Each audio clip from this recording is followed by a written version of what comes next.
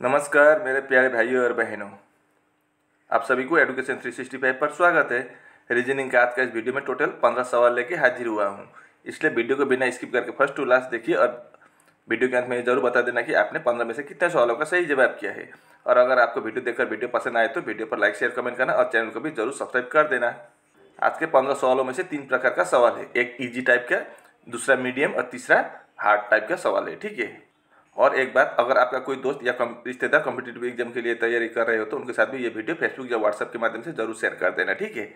अब देर न करते हुए हम वीडियो की ओर रुख करते हैं, देखते हैं आज का पहले प्रश्न में क्या पूछा है। यदि 28 जुलाई 2023 को शुक्रवार था तो 17 अक्टूबर 2023 को कौन सा दिन था? तो हमें निकलना है सोमवार, बुधवार, मंगलवार या शनिवार।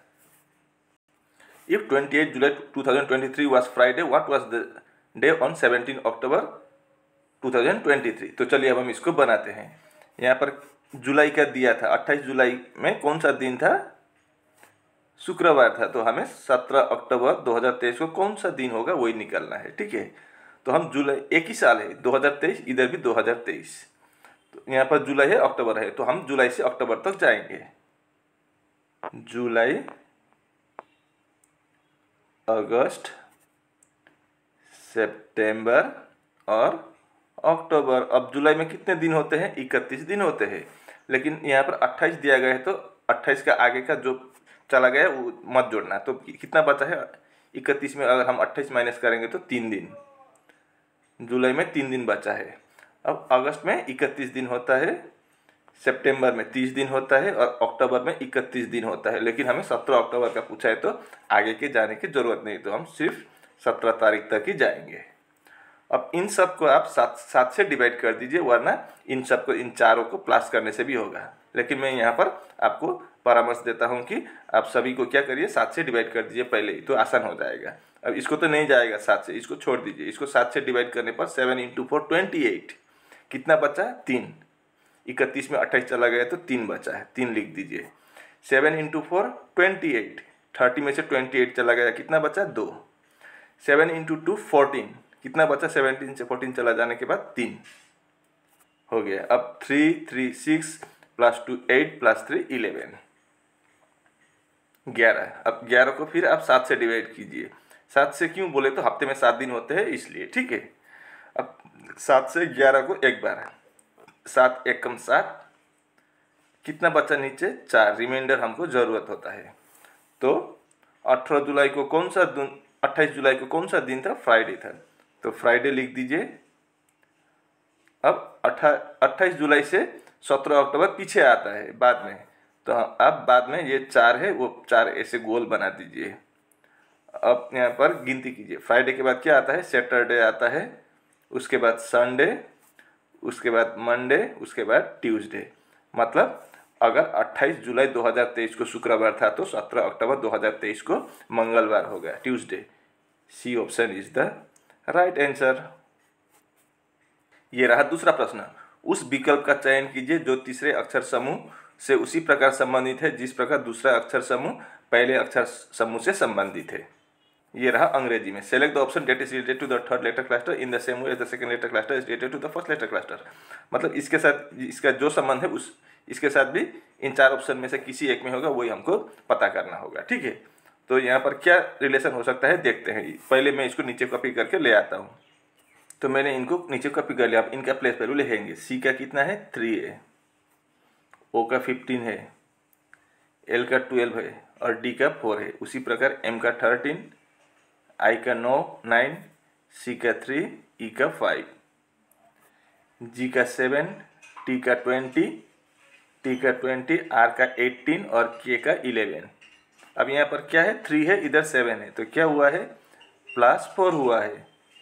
यहाँ पर 15 है, इधर 20 है, क्या हुआ है? 15 + 5 20, 12 इधर 18, 12 + 6 18, 4 इधर 11, 4 + 7 कर दीजिए, 11 आ जाएगा। मतलब +4 + 5 + 6 + 7। तो यहाँ पर भी हम +4 +5 +6 और +7 करेंगे, तो 13 + 4 17 होगा। अगला 9 + 4 14, 9 + 5 14, 3 + 6 9 और 5 + 7 12। अब इनका प्लेस वैल्यू लिखेंगे। 17 किसका प्लेस वैल्यू है, Q का। अब अगला क्या है, 14 यानी कि N होगा। तीसरा कितना है, I होगा, 9 का I, और चौथा 12 L। तो QNIL, QNIL डी ऑप्शन में है, तो D option is the right answer. ये रहा तीसरा प्रश्न। शाम 5:30 बजे होने पर शाम 5:30 बजे होने पर घंटे और मिनट के सुइयों के बीच बनने वाले कोण ज्ञात कीजिए। Find the angle form between the our and minute hands when the time is 5:30 PM। मतलब ऐसा, यहाँ पर देखिए 5:30 हो गया अभी यहाँ घड़ी पर, ठीक है। अब यहाँ इतना बीच ये कोण कितने डिग्री का कोण बनेगा वही पूछा है। तो इसका फार्मूला क्या है, थीटा बराबर कितना होता है 30 H का मतलब आवर माइनस 11 नीचे 2 इंटू M, 11/2 इंटू M, ठीक है। अब H का मतलब आवर, आवर मतलब घंटा, कितना घंटा हुआ है 5:30 का मतलब 5 घंटा हुआ है, तो 30 into 5 minus 11/2 into M, minute, minute कितना हुआ है 30, तो 30 कर दीजिए। अब हम 2 से 30 को 15 बार 15 टाइम्स काट सकते हैं। अब कितना हुआ 30 इंटू 5 150 होगा, इधर बीच में माइनस है, माइनस लिख दिया। अब 11 इंटू 15 करेंगे तो 165 आएगा। अब 150 से 165 माइनस करेंगे तो कितना आएगा, -15 आएगा। लेकिन माइनस कभी भी डिग्री नहीं होता है, तो माइनस को हम काट देंगे तो 15 डिग्री। अब 15 डिग्री तो आपका ऑप्शन में नहीं है। इसका मतलब क्या है, ये अंदर वाला कोण नहीं पूछा है, ये बाहर वाला इतना बड़ा कोण पूछा है। इसका मतलब समझ जाइए तो फिर, ठीक है। तो हम क्या करेंगे, अब कैसे निकालेंगे, एक घड़ी में टोटल पूरा सर्कल में कितना होता है 360 डिग्री होता है। अब 360 डिग्री से ये अंदर वाला कोण को माइनस कर दीजिए, कितना है 15 डिग्री। 360 डिग्री से 15 माइनस करने पर कितना आएगा 345 आएगा, यानी कि 345 डिग्री सही जवाब होगा, यानी कि B option is the right answer. ये रहा चौथा प्रश्न। दी गई आकृति का सही दर्पण प्रतिबिंब चुनिए जब दर्पण को MN पर रखा गया हो जैसा कि नीचे दर्शाया गया है। तो इसका मिरर इमेज हमें इस तरफ या दर्पण प्रतिबिंब निकालना है, ठीक है।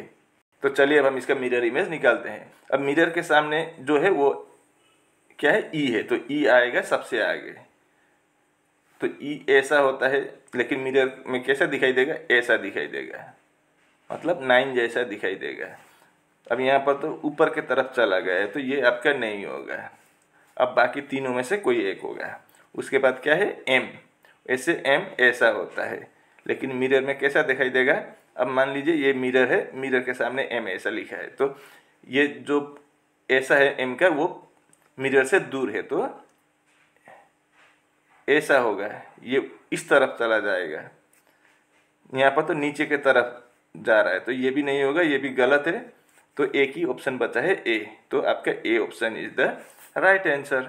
ये रहा पांचवा प्रश्न। एक पासे के विभिन्न फलकों पर 6 अक्षर S, T, U, V, W और X लिखे हैं। इस पासे की 2 स्थितियां नीचे दी गई है। V के विपरीत फलक पर अक्षर ज्ञात कीजिए। मतलब V का अपोजिट क्या होगा वही हमको निकालना है, ठीक है, V का अपोजिट। तो चलिए बनाते हैं, ये आसान है। देखिए सबसे पहले ऊपर के तरफ देखिए, ऊपर के तरफ क्या है X है, X है, इसका मतलब क्या है, इसका अपोजिट ये हो जाएगा और इसका अपोजिट ये हो जाएगा, ऐसे होता है, ठीक है। तो वरना इस तरह से भी आप कर सकते हैं। यहाँ पर जो कॉमन है लिख दीजिए। इस बॉक्स में क्या है X कॉमन है, इसमें भी X है, तो X कॉमन है दोनों में। तो आप घड़ी की दिशा में घुमाइए, तो X के बाद क्या है S है, S लिख दीजिए, उसके बाद W। अब यहाँ पर X के बाद क्या है V है और V के बाद U है। इस तरह से घड़ी की दिशा में बनाए तो V के बाद U है, मतलब W का अपोजिट क्या होगा, तो फिर U होगा। S का अपोजिट V होगा और X का अपोजिट क्या होगा, जो लेटर मिसिंग है वही होगा। तो कौन सा लेटर मिसिंग है, यहाँ पर T मिसिंग है, तो W का सॉरी x का अपोजिट t होगा, लेकिन हमें v का अपोजिट पूछा है तो v का अपोजिट s। यहाँ से डायरेक्ट सीधा सीधा भी आप पकड़ सकते हैं, आसान शॉर्ट ट्रिक्स। तो C option is the right answer. ये रहा छठा प्रश्न। निम्नलिखित में से कौन सी संख्या दी गई श्रृंखला में प्रश्नवाचक चिन्ह के स्थान पर आएगी, यहाँ पर आना है। Which of the following numbers will replace the question mark in the given series? यहाँ क्वेश्चन मार्क की जगह पर क्या आएगा वही हमको निकालना है। तो नंबर का डिफरेंस हम बनाएंगे, ठीक है। यहाँ पर कितना है 74, अगला 92। अब 74 के साथ अगर हम प्लस 18 कर दें तो 92 आ जाएगा। अब 92 के साथ क्या प्लस करने पर 117 आएगा। इधर 8 प्लस करेंगे तो 100 और इधर 17 है तो 8 और 17 25 प्लस 25 कर दीजिए, आपका 117 आ जाएगा। अब यहाँ बीच में तो इसका हम डिफरेंस ही नहीं निकाल पाएंगे, इसके साथ इसका और इसके साथ इसका, तो इसके साथ इसको देखते हैं। यहाँ पर 8 है, इधर 4 है लास्ट में, तो 6 होगा। तो यहाँ पर 18, इधर कितना है 23, तो यहाँ पर 4 होगा, यानी कि 46। तो यहाँ पर 18, 25, 46, इससे कुछ पता ही नहीं चल रहा है। तो हम एक काम करेंगे, इनका भी डिफरेंस देखते हैं। तो 18 इधर 25 प्लस 7 हुआ है। अब अगला क्या प्लस करेंगे, हम 7 ही ट्राई करके देखते हैं, ठीक है क्या होता है। प्लस 7 करेंगे तो 25 प्लस 7 32। अब 32 के साथ फिर हम अगला प्लस 7 करेंगे तो कितना होगा 39। अब 39 के साथ फिर प्लस 7 करेंगे तो 46, मतलब ठीक ही है। तो 117 के साथ अगर हम प्लस 32 कर देंगे तो कितना होगा 7 और 2 9, 11 प्लस 3 14, 149। अब 149 के साथ अगर हम 39 ऐड करेंगे तो ये होगा क्या 9 plus 9 18, carry over 1, 14 plus 3 17 plus 1 18, मतलब क्वेश्चन मार्क की जगह पर 149 होगा answer. C option is the right answer. इस प्रश्न को आप खुद देख लीजिए, मैं इसको अंग्रेजी से बना देता हूं, ठीक है। ये आपका सिटिंग अरेंजमेंट का सवाल है। अब सवाल में क्या बोला है, A B C D E F G and H are sitting around a square table. Square table है मतलब वर्गाकार साइज के चारों तरफ से समान वाला टेबल है, facing the centre of the table, और सभी क्या बीच के तरफ देख रहे हैं। Some of them are sitting at the corners. कोई कोई कहाँ बैठे हैं कोने में, कॉर्नर में, मतलब इस तरफ है, कोई इस तरफ, इस तरफ और इस तरफ, कोई इधर बैठा हुआ है। While some are sitting at the exact centre of the sides, और कोई कोई ठीक बीच में, साइड के बीच में बैठे हैं, मतलब इस तरफ, इस तरफ, इस तरफ, अब इस तरफ बैठे हुए हैं। अब A sits at the centre of one of the sides. A कहाँ पर बैठा है, किसी एक सेंटर में, बीच में, किसी एक साइड के। तो हम मान लीजिए ए यहाँ है, किसी एक साइड के सेंटर में कौन है, ए बैठा है, ये हो गया। अब B sits third to the left of A. B कहाँ पर है, ए के लेफ्ट, तीसरे साइड, तीसरे नंबर पर। ए के लेफ्ट इधर हो गया, तो पहला लेफ्ट, दूसरा लेफ्ट, तीसरा लेफ्ट में बी हो गया, बी का स्थान यहाँ हो गया है। अब only 3 people seats between B and C. अब बी और सी के बीच में सिर्फ 3 आदमी है, तो इधर से गिने तो 1 2 3 आदमी छोड़कर सी यहाँ होगा। बी और सी के बीच में 3 आदमी हुआ कि नहीं, 1 2 3। अब इधर से गिने तो 1 2 3 छोड़ के बी और सी के बीच में 3, इधर से भी 3, इधर से भी 3, ठीक है। अब यहाँ पर क्या बोला है, F is neither an immediate neighbour of B C nor B, मतलब एफ न तो सी का या बी का पड़ोसी है, तो सी का पड़ोसी नहीं है तो एफ यहाँ नहीं होगा, और बी का पड़ोसी, यहाँ पर एफ नहीं होगा, यहाँ पर भी एफ नहीं होगा, बी का पड़ोसी हो जाएगा यहाँ रखने पर, और यहाँ रखने पर भी बी का पड़ोसी हो जाएगा। तो एफ या तो इधर होगा यहाँ पर, या यहाँ पर होगा, इसलिए कंफर्म नहीं है, मैं थोड़ा दूर लिख रहा हूँ इसलिए, ठीक है। अब आगे क्या बोला है, E seats third to the left of F. E कहाँ पर है, ई सीट्स थर्ड में तीसरे स्थान पर है लेफ्ट साइड में एफ के ई। तो फिर हम एफ को यहाँ मान लेते हैं थोड़ी देर के लिए। अब दोनों तरफ से ट्राई करना होगा जब तक कंफर्म ना हो। अगर हम एफ को यहाँ मान लें तो एफ के तीसरे साइड लेफ्ट में कौन है, ई है। तो एफ के पहला लेफ्ट यहाँ, दूसरा यहाँ, तीसरा यहाँ। यहाँ पर तो पहले से ही ए महाराज बैठे हुए हैं, तो यहाँ पर एफ नहीं होगा। तो फिर हम एफ को यहाँ रख के ट्राई करेंगे। हम एफ को यहाँ रख के ट्राई करेंगे, बनता है कि नहीं देखते हैं, ठीक है। अब एफ के क्या बोला है, E seats third to the left of F. F के तीसरे बाएं में ई है, तो एफ का पहला बायां, दूसरा बायां, तीसरा बायां, यहाँ पर कौन होगा, ई होगा। ये बन गया है, मतलब एफ का स्थान यही कन्फर्म है। अब यहाँ D sits to the immediate right of H. D कहाँ पर है, एच के तुरंत राइट साइड में। तो अगर हम एच को यहाँ लिख दें तो एच के तुरंत राइट में इधर डी हो जाएगा। अब यहाँ बनाने से तो यहाँ तो राइट या लेफ्ट में पहले से ही बैठा हुआ है, तो यहाँ नहीं बना सकेंगे, तो एच यहीं होगा और एच के ठीक राइट साइड में डी है। अब एक ही बंदा छूटा है, कौन, जी। जी का स्थान यहाँ हो जाएगा। अब who seats second to the right of G. G के दूसरे दाएं के तरफ कौन बैठा है, जी के राइट साइड में पहले या दाएं के साइड में पहला एफ है, दूसरा पूछा था तो दूसरा कौन है, ए बैठा हुआ है। तो B option is the right answer. उम्मीद करता हूँ कि आप इसको अच्छी तरह से समझ गए होंगे। ये मैथ्स का प्रश्न है। देखिए, कमल ने किसी परियोजना के लिए बैंक से साधारण ब्याज पर 7,200 रुपया उधार लिया है। 3 वर्ष के अवधि के बाद यह राशि 9,576 हो जाएगी। ब्याज क्या दर थी, हमें ब्याज का दर निकालना है, ठीक है। यही सवाल अंग्रेजी में इस तरह से है। तो यहाँ पर कितने रुपए लिए थे, वही होगा प्रिंसिपल, यानी कि ये है कितना है कुल रुपए 7,200। बाद में वो 3 साल बाद ब्याज के साथ कितना हो गया, 9,576। तो ब्याज कितना होगा, ये इतना लिया था, बाद में बढ़कर इतना हो गया। तो यहाँ पर तो ब्याज जोड़कर इतना हो गया, मतलब ब्याज हम यहाँ से टोटल से घटाएंगे। 7,200 लोन लिया था, तो उससे हम माइनस करेंगे तो ब्याज निकल आएगा। 6 होगा, यहाँ पर 7 होगा, 5 - 2 3, और इधर 9 - 7 2, मतलब 2,376 रुपये ब्याज हो गए। ठीक है, हमें क्या पूछा है, क्या निकालने को पूछा है, what is the rate of interest, हमें ब्याज का दर निकालना है।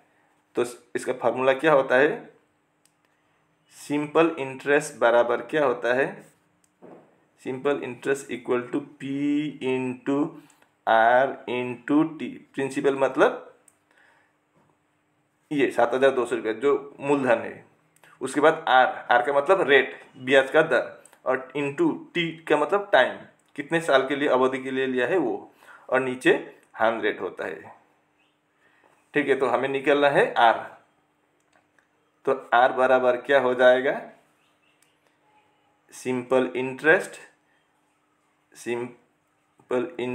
इंटू 100, और नीचे होगा P इंटू टी। अब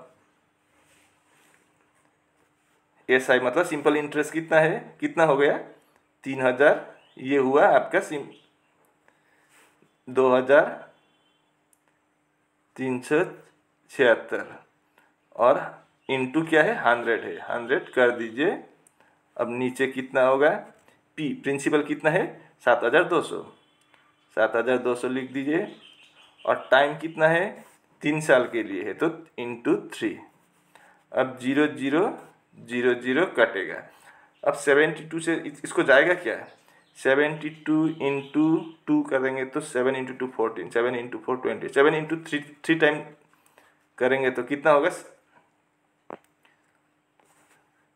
72 इंटू 3 6 21, 216। यहाँ पर 237 है, तो कितना बचा है, 21 और 6 216 हो जाएगा। 216 को फिर 72 से 3 टाइम, मतलब 33 टाइम जाता है 72 से 2376 को। ठीक है, अब हम 3 से 33 को 11 बार काट सकते हैं, मतलब ऊपर 11 नीचे कुछ भी नहीं है, 1 है तो 11 होगा, मतलब 11% के ब्याज दर था, यानी कि B option is the right answer. उम्मीद करता हूँ कि आप इसको अच्छी तरह से समझ गए होंगे।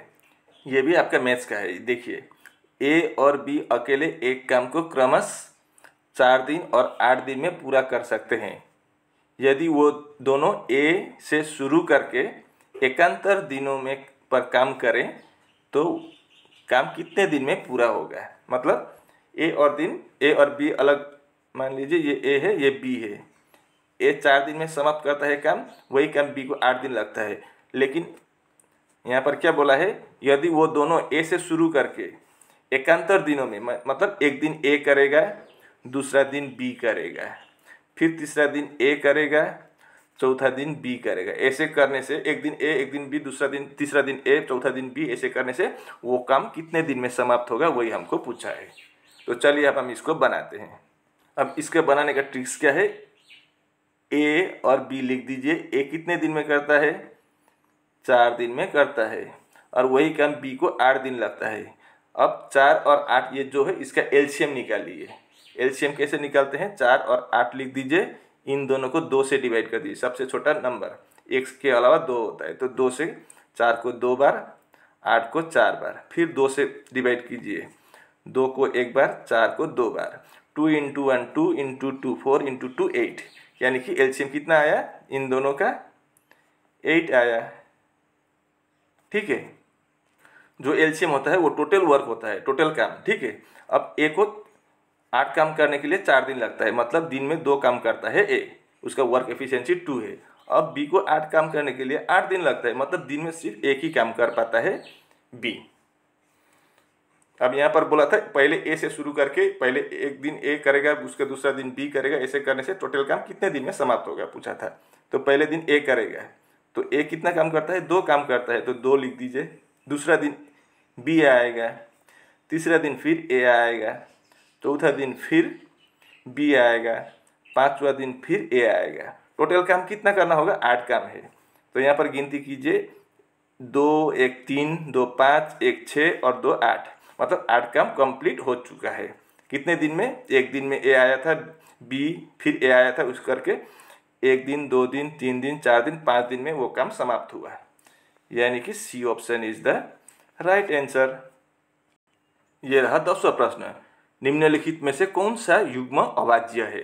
अभाज्य मतलब जिसको हम खुद वही नंबर के अलावा किसी एक से डिवाइड नहीं कर सकते हैं। जैसे कि आप मान लीजिए 17 को हम सिर्फ 17 और 1 से डिवाइड कर सकते हैं, इसके अलावा कोई भी नंबर से हम 17 को डिवाइड नहीं कर सकते हैं। वैसा दूसरा 23 भी होता है, 19 भी होता है। अब 23 को हम सिर्फ 23 और 1 से डिवाइड कर सकते हैं, 19 को भी 19 और 1 के अलावा कोई भी दूसरा नंबर से हम डिवाइड नहीं कर सकते हैं। उसी प्रकार का नंबर को जो खुद और 1 के अलावा किसी से भी डिवाइड नहीं होता है उसको क्या बोलते हैं, अभाज्य बोलते हैं, या अंग्रेजी में प्राइम बोलते हैं। ठीक है, तो इनमें से कौन सा वाला प्राइम जोड़ी है, निकलते हैं। Which of the following pair is of numbers are prime, तो इनमें से प्राइम कौन सा वाला है। अब पहले ऑप्शन में क्या है, 77 और 97 है। अब 77 तो हम 77 और 1 के अलावा भी हम इसको 7 से डिवाइड कर सकते हैं और 11 से भी डिवाइड कर सकते हैं, तो 77 नहीं होगा, तो ये जोड़ा नहीं होगा। अब दूसरा ऑप्शन है 37, हम 37 को 37 के अलावा सिर्फ 1 से डिवाइड कर सकते हैं, इसके अलावा कोई भी नंबर से नहीं होता है। 67 भी उसी प्रकार का है। अब यहाँ तीसरे में देखिए 47 और 27 को हम 27 और 1 के अलावा भी हम 3 से डिवाइड कर सकते हैं, 9 से डिवाइड कर सकते हैं, तो ये भी नहीं होगा। अब यहाँ 57 और 67 में 67 को तो नहीं होगा, लेकिन 57 को हम 3 से डिवाइड कर सकते हैं और 19 से भी डिवाइड कर सकते हैं, तो ये भी नहीं होगा, तो सिर्फ बी ऑप्शन ही बचा है।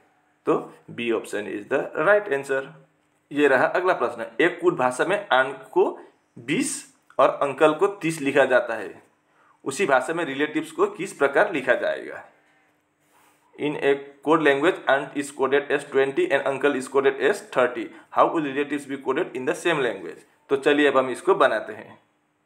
तो सबसे पहले मैं aunt को नीचे कॉपी कर लेता हूँ, AUNT, ए का प्लेस वैल्यू 1, U का 21, N का 14, T का 20, इनको जोड़ेंगे 1 + 1 2 + 4 6 + 0 6, 2 + 1 3 + 2 5 56 आता है। यहाँ पर कितना है 20 है, तो इस तरह से ये नहीं होगा। अब अपोजिट से भी नहीं होगा, देखिए ए का 26 पहले ही 26 ज़्यादा हो रहा है, तो ये अपोजिट से भी नहीं होगा। ठीक है, अब हम लेटर गिनती करते हैं। अंत में कितना लेटर है 4 है। अब यहाँ पर कितना है 5 है, तो 20 है, तो हम 5 से मल्टीप्लाई करेंगे 4 × 5 20। अब अगला क्या है अंकल, अंकल में कितना है 5 है, तो यहाँ पर इंटू 5, यहाँ पर भी इंटू 5 कर दीजिए 25 होगा, लेकिन यहाँ पर तो 30 है, तो इस तरह से भी ये नहीं होगा। तो लॉजिक क्या है अब देखते हैं दूसरा लॉजिक। अब हम एक काम करेंगे, अंत में कितना अक्षर है 4 है। ठीक है, 4 के साथ क्या करेंगे इंटू 4 + 1 बनाएंगे। अब इसका मतलब क्या है 4 इंटू ये 4 लिख दिया, इंटू इंटू लिख दिया, 4 + 1 कितना 5, 4 × 5 20 आ गया। अब अगला में अंकल में 5 है, तो 5 × 5 + 1 कर दीजिए, तो 5 × 5 + 1 6, तो 5 × 6 30, इस तरह से तो 30 आ गया। अब रिलेटिव्स में कितने हैं 1 2 3 4 5 6 7 8 9 है, तो 9 × 9 + 1, तो 9 × 9 + 1 10, तो 9 × 10 कितना 90। 90 ऑप्शन में है क्या, बिल्कुल है, तो C option is the right answer. ये रहा 12वां सवाल। निम्नलिखित अक्षर समूह में से 3 किसी न किसी रूप में समान है और इसलिए एक समूह बनाते हैं। कौन सा अक्षर समूह उस समूह से संबंधित नहीं है, मतलब विषम है। अंग्रेजी में ये सवाल 3 of the following 4 letters are alike in some manner and hence form a group. Which letter cluster does not belong to that group? तो इन चारों में से कौन सा वाला होगा देखते हैं। इनके प्लेस वैल्यू लेके देखेंगे, नहीं तो पता नहीं चलेगा। अब ए में क्या है BYD। अब यहाँ पर देखिए बी का अपोजिट Y है, डी का अपोजिट W है, H का अपोजिट S है और F का अपोजिट U है। यहाँ पर पहला 2 अपोजिट है, लेकिन बाकी अपोजिट नहीं है, तो इसलिए हम इसको प्लेस वैल्यू से चेक करेंगे। ठीक है,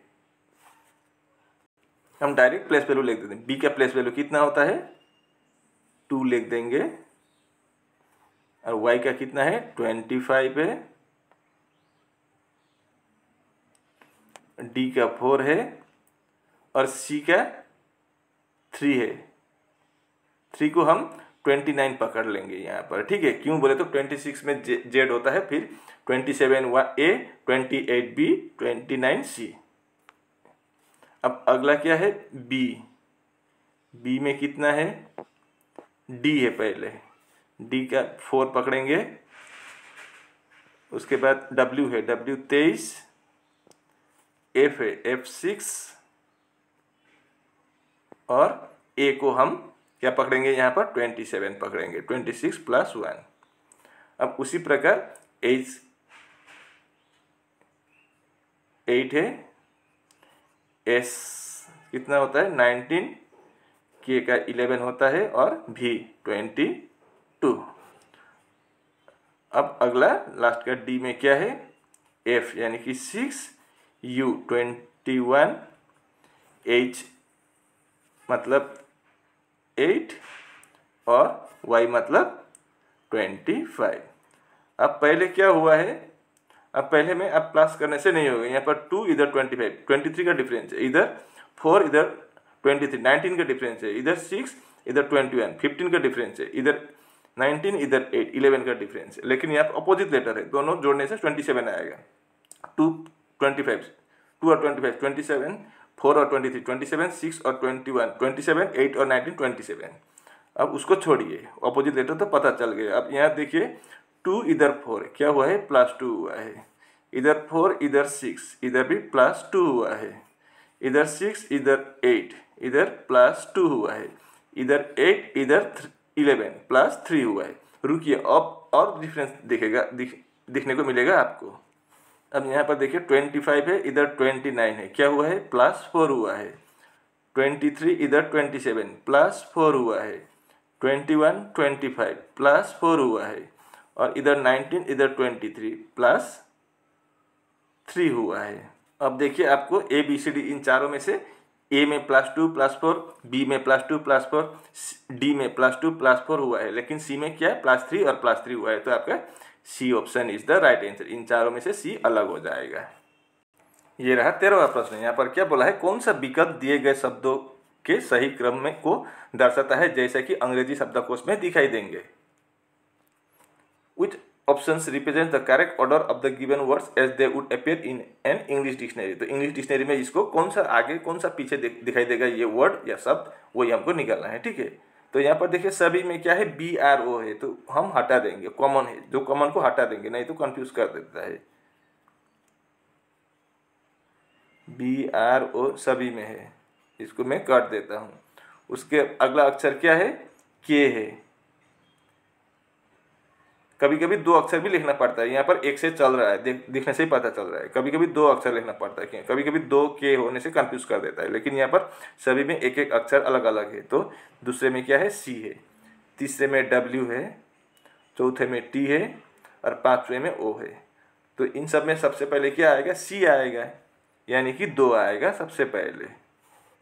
तो ये हो गया। सी के बाद क्या आएगा, CDEFGHIJ के आएगा, मतलब 1। के बाद O आएगा, यानी कि 5। उसके बाद T आएगा 4 और लास्ट में W आएगा 3। तो 2 1 5 4 3, ए option is the right answer. ये ब्लड रिलेशन का है।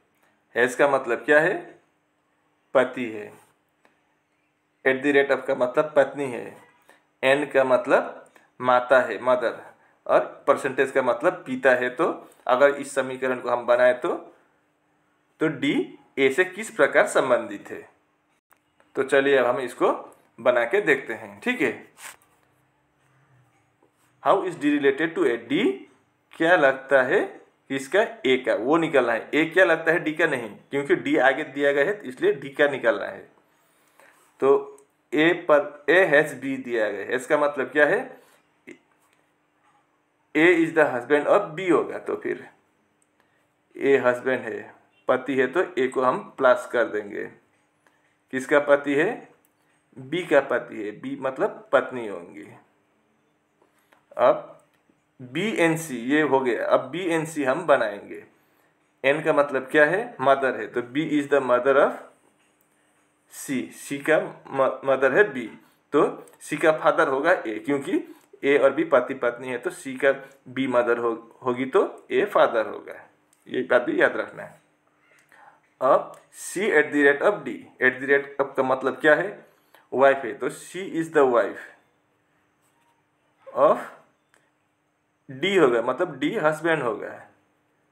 मतलब ए और बी पति पत्नी है और उनकी एक बेटी है सी, और सी का शादी डी के साथ हुआ है। अब डी परसेंटेज ई। परसेंटेज का मतलब क्या है, फादर है, तो डी फादर है किसका, ई का फादर है, तो सी का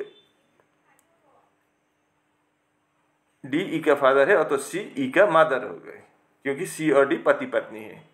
अब यहाँ पर क्या पूछा था, डी क्या लगता है ए का। अब डी क्या लगेगा ए का, वही हमको निकालना है। अब ए और बी पति पत्नी है और उनके एक बेटी है सी, और बेटी के पति है, तो दामाद लगेगा, यानी कि son in law. A option is the right answer. ये रहा 15वां सवाल। उस विकल्प का चयन कीजिए जो तीसरे पद से उसी प्रकार संबंधित है जिस प्रकार दूसरा पद पहले पद से और छठा पद पांचवें पद से संबंधित है। मैं आपको ये दावे के साथ कह सकता हूँ कि आप ये 100% छोड़ देंगे ये सवाल। ये वेरी वेरी हार्ड सवाल है, याद रखना है। उम्मीद करता हूँ कि आप इसको अच्छी तरह से समझ गए होंगे, और इसी के साथ आज का वीडियो यहीं पर समाप्त होता है। अगर आपको वीडियो अच्छी लगी तो वीडियो पर लाइक शेयर कमेंट करना और चैनल को भी जरूर सब्सक्राइब कर देना। मैं ऐसे मुद्दे लेकर अगले वीडियो में कल फिर हाजिर होऊंगा। तब तक के लिए मुझे विदा दीजिए। आपका दिन शुभ हो। राधे राधे।